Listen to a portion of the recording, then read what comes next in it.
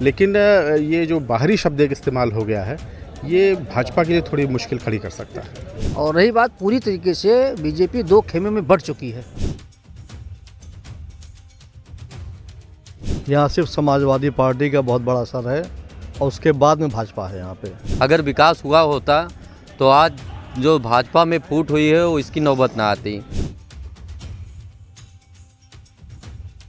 दुर्भाग्य है हमारे भारतवर्ष का कि लोग जाति वर्ग को देकर के ही टिकट देते हैं। जिस तरह से मौसम का पारा तेज़ी से बढ़ रहा है, कहीं ना कहीं मिल्कीपुर उपचुनाव को लेकर भी सरगर्मियां तेज हो गई हैं। हम इस समय कचहरी परिसर में मौजूद हैं। हमारे साथ बुद्धिजीवी माने जाने वाले एडवोकेट यानी कि वकील हमारे साथ में। इन्हीं से जाने की हालांकि जो मिल्कीपुर उपचुनाव होना है वहाँ पर किस तरह से कांटे की लड़ाई किसमें देखी जा रही है और किस तरह से जो परिणाम होगा वो क्या होने वाला है, क्योंकि इनसे अच्छा कोई नहीं बता सकता। सर बहुत बहुत स्वागत है IBC 24 में। कैसा लगता है मिल्कीपुर चुनाव? क्या लगता है, कैसी सरगर्मियां उसमें देखने को मिल रही हैं आपकी नज़र से? देखिए, मिल्कीपुर का जो चुनाव था अभी तक एकदम कांटे की टक्कर थी। भाजपा के जो प्रत्याशी उतारे गए हैं उनके लिए भी वो हैं, तो पार्टी उनको बता रही है कि हमारे पुराने कार्यकर्ता हैं, लेकिन अब एक सवाल ने ये लड़ाई को इसको बड़ी टिपिकल कर दिया है कि ये बाहरी व्यक्ति हैं। वैसे तो ये मुकाबला भाजपा और सपा के बीच में रहेगा, अजीत प्रसाद और चंद्रभानु पासवान के बीच में रहेगा, लेकिन ये जो बाहरी शब्द एक इस्तेमाल हो गया है, ये भाजपा के लिए थोड़ी मुश्किल खड़ी कर सकता है। कुछ जो इनके साथ में दावेदारी पेश कर रहे थे, जैसे कि अगर बात करें तो गोरखनाथ बाबा और साथ ही साथ त्यागी जी, कुछ जो प्रबल दावेदार थे, उनकी कहीं ना कहीं मायूसी भी देखी जा रही है। इससे क्या लगता है आपको? पार्टी से इसको बहुत बड़ा डैमेज तो नहीं होना चाहिए, लेकिन एक जो जातीय संवर्ग है उसकी कुछ नाराज़गी है। हालांकि डैमेज कंट्रोल नामांकन के बाद से ही पार्टी के लोग बड़े नेता लगे हुए हैं और संभवतः हो भी जाएगा, लेकिन एक उसका जो सवाल उठा था कि खेमेबाजी और गुटबाजी, वो प्रत्याशी के चयन में भी साफ़ हो चुकी है और प्रचार में नामांकन में भी साफ दिख चुकी है। ये समाज नहीं, आम आदमी कह रहा है, कार्यकर्ता कह रहे हैं, पार्टी के लोग कह रहे हैं। पार्टी उसका कितना कंट्रोल कर पाती है, डैमेज कंट्रोल, ये वक्त पे बताएगा। क्या लगता है मिल्कीपुर चुनाव किस रुख मोड़ रहा है? देखिए, बीजेपी में जो है वो अंदरूनी खेमेबाजी शुरू हो चुकी है और उस खेमेबाजी को लेकर के मामला कुछ भी हो सकता है, क्योंकि गोरखनाथ विधायक भी ना तो नामांकन सभा पर गए और ना वहाँ गए। त्यागी जी भी वही हाल है। और रही बात, पूरी तरीके से बीजेपी दो खेमे में बढ़ चुकी है। तो इसका असर लगता है चुनाव पर असर होगा अगर ये दोनों लोग सही, दोनों पक्ष जो है, राधेश्याम त्यागी और गोरखनाथ जी, क्योंकि गोरखनाथ जी का बड़ा तगड़ा मामला था और लास्ट तक उनको ये हुआ कि जो है इनको टिकट मिलेगा, लेकिन बाद में क्या कारण हुआ, कैसे हुआ कि एक बाहरी व्यक्ति को ला करके पार्टी ने खड़ा कर दिया। ये मामला जो है बहुत गंभीर विषय है। आज़ाद समाज पार्टी के सूरज चौधरी भी मैदान में हैं। कैसा लगता है, कुछ असर करेंगे? कोई असर नहीं होगा। चंद्रशेखर जी का यहाँ कोई असर है नहीं। यहाँ सिर्फ समाजवादी पार्टी का बहुत बड़ा असर है और उसके बाद में भाजपा है यहाँ पे। भाजपा में 14 खेमे हो गए हैं, जितने लोग टिकट मांग रहे हैं उतने खेमे हैं, और समाजवादी पार्टी में कोई खेमा नहीं, सब एक साथ हैं। और बहुत बड़ा कद है अवधेश प्रसाद जी का, और वहाँ से MLA रहे आनंद सेन यादव जो समाजवादी पार्टी के साथ खड़े हैं। तो समाजवादी पार्टी वहाँ 15-16 हज़ार से लीड करेगी। लोगों का ये भी कहना है कि वहाँ पर एक समय मित्रसेन का दबदबा था, अब मित्रसेन नहीं है, तो कहीं ना कहीं वो चीज़ें नहीं दिख रही हैं। मित्रसेन जी की जो विरासत है वो उनके दोनों बेटों में है, खासकर आनंद सेन यादव में।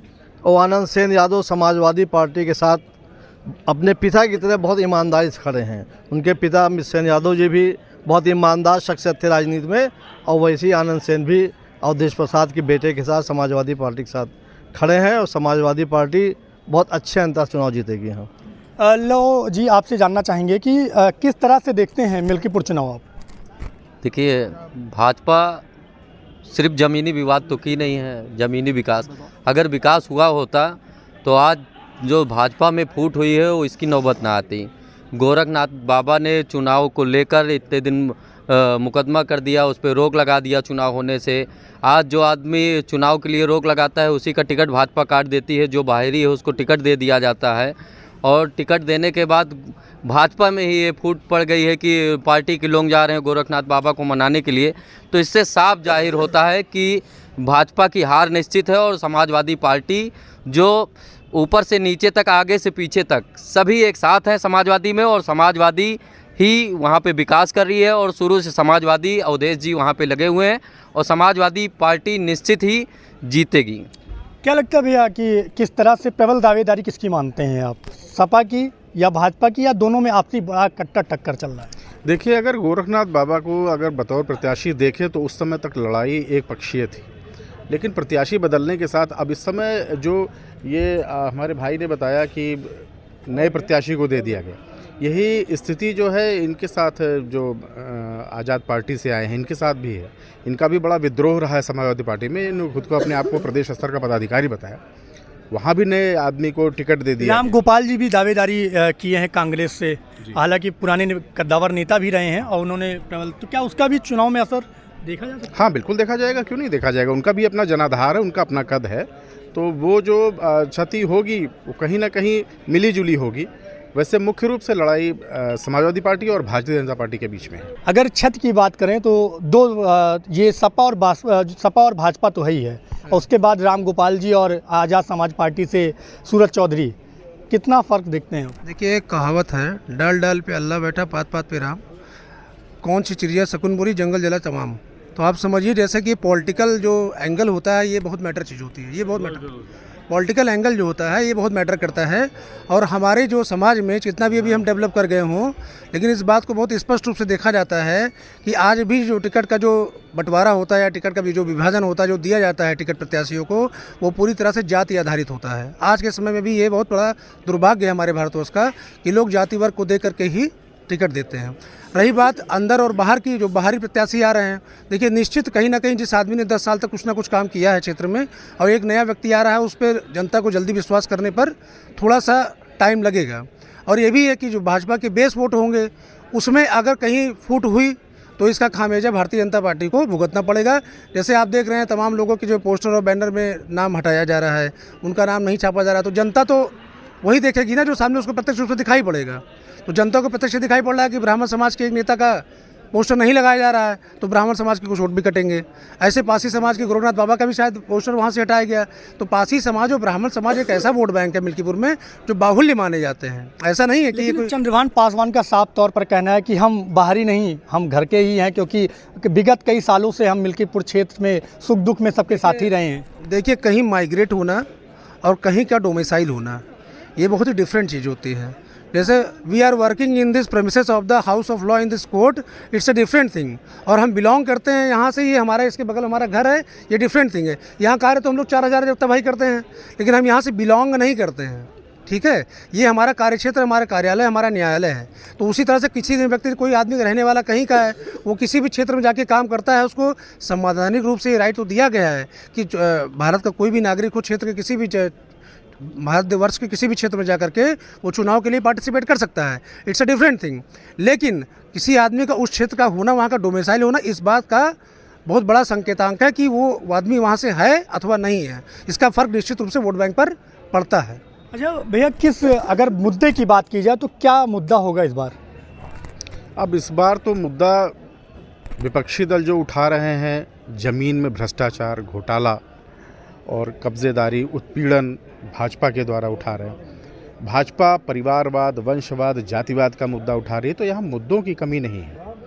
लेकिन इस चुनाव में जहाँ तक समझ में आ रहा है कि अंतःकला और ये जो नाराज़गी है लोगों की, गुटबाजी, जो भी परिणाम आएंगे इससे प्रभावित आएंगे।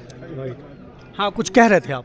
मैं ये कहना चाह रहा हूँ कि जैसे अंतःकला की जो बात की जा रही है, तो सिर्फ भारतीय जनता पार्टी में ही अंतःकला नहीं है। अगर आप समाजवादी पार्टी की बात करेंगे तो उसमें भी अंतःकला है।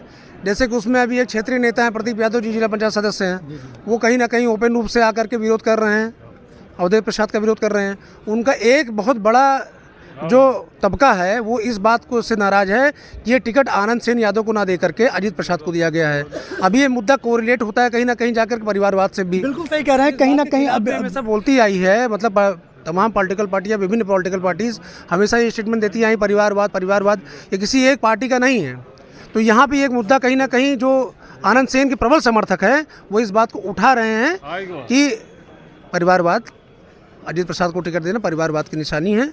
और आनंद सेन, उसके लिए लोगों का ये मानना है कि प्रथम दावेदार थे। अगर ऐसा होता तो शायद समाजवादी पार्टी ज़्यादा वोटों से जीते, ऐसा उनका मानना है, उनके जो प्रबल समर्थक हैं। तो दो धड़े उसमें भी हैं, समाजवादी पार्टी में भी, और गोरखनाथ बाबा का टिकट कट करके भी भारतीय जनता पार्टी में भी दो धड़े हो गए। हालांकि गोरखनाथ बाबा का भी तो विरोध देखने को मिल रहा है मिल्कीपुर में। जो देखिए विरोध ये आप कयास लगाते हैं, ये तो एग्जिट पोल हो गया, लेकिन रिजल्ट इज़ द फैक्ट।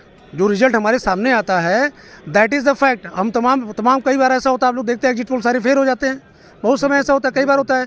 तो क्या विरोध है या नहीं है, ये तो चुनाव के बाद पता लगेगा किसका विरोध है क्या नहीं है। जो जीतेगा उसका विरोध नहीं रहा, जो हारा उसका विरोध रहा। हाँ सर, आपसे बात करना चाहेंगे। देखिए सर ने कहा कि परिवारवाद कहीं ना कहीं वहाँ पे हावी है, दिख रहा है, तो क्या उसका असर पड़ेगा? देखिए, परिवारवाद में जो बात है, सिर्फ विपक्ष की पार्टियों में परिवारवाद है।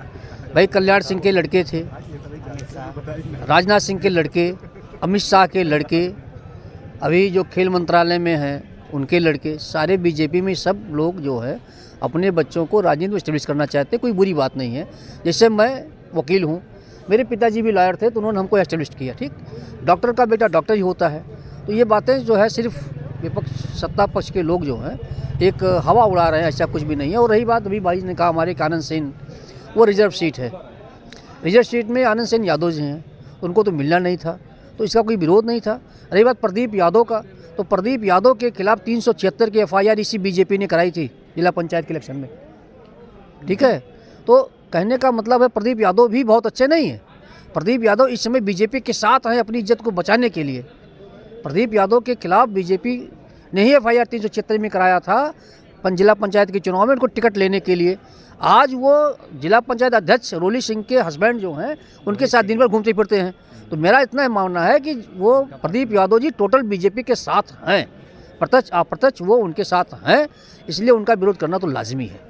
आप युवा हैं, युवा वकील हैं, तो आपसे जानना चाहेंगे किस तरह से देखते हैं मिल्कीपुर का चुनाव? मिल्कीपुर का चुनाव जैसे शिक्षा और छुट्टा जानवरों की जो मेन समस्या है जो वहाँ सामने आई हैं, इसी सब चीज़ों को लेके शिक्षा और जैसे किसी भी तरीका का मतलब जैसे फर्जी मुकदमे उधर साइड में बहुत मतलब ये है, थाना चौकी जैसे विरोध में थाना चौकी स्तर का भी वहाँ रहता है। तो इसी सब चीज़ों का सामंतवादी शक्तियों का विरोध मतलब करने के लिए ही वो इलेक्शन हम जीत मानते हैं। तो किसको प्रबल दावेदार मानते हैं? कि अजीत प्रसाद जी को। अजीत जी को। जी जी। तो अजीत जी का भी तो कहीं ना कहीं विरोध हो रहा है कि परिवारवाद ऐसी कुछ ही नीतियाँ आ रही हैं। नहीं, परिवारवाद तो ऐसा कहना संभव नहीं है, क्योंकि हर आदमी अपने बेटे के लिए ही सब कुछ करता है, तो ऐसा नहीं है। वो भी क्षेत्र में रहते थे, अब ये है कि पार्टी का दिशा निर्देश था तो उन्होंने दिया है अजीत प्रसाद जी को।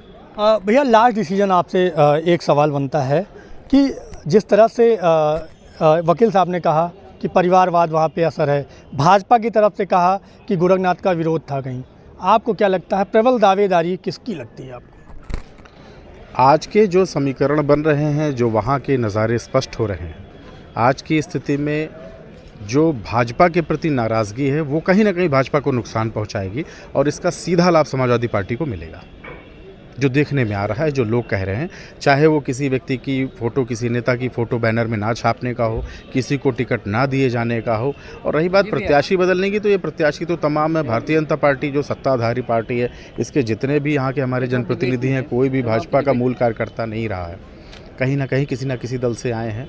लेकिन अचानक किसी प्रत्याशी को बदल देना, इसकी नाराज़गी लोगों में ख़ास तौर पर देखी जा रही है। और कल भी मैं कहीं देख रहा था कि वो पूर्व विधायक गोसाईगंज खब्बू तिवारी जी का भी नाम कहीं फ़ोटो नहीं थी उनकी, उसको लेकर भी कार्यकर्ताओं में, वहाँ के लोगों में नाराज़गी थी।